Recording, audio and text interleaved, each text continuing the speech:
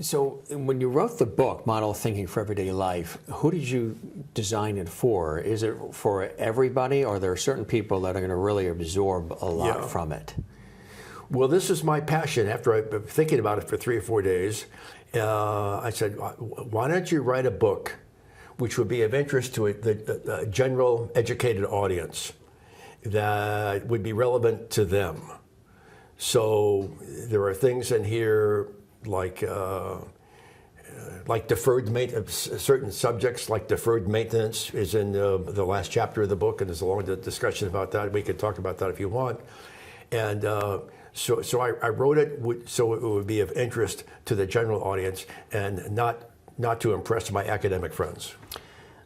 When you hear deferred maintenance, a lot of people are thinking about the car, deferring the maintenance on the car until something starts smoking or blowing up or rattling. Yeah. Tell us about deferred maintenance.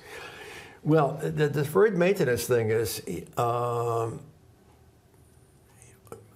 basically every institution and every person and organization is guilty of deferred maintenance. MIT admits to $1 billion worth of deferred maintenance over the structures and their property. And so we have deferred maintenance as people. I mean, how often are we getting our teeth cleaned as often as recommended?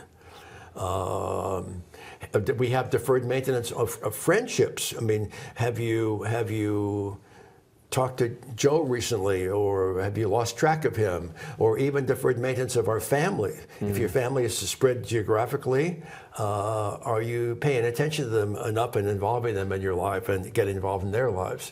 So the deferred maintenance applies to lots of things and not just objects like cars.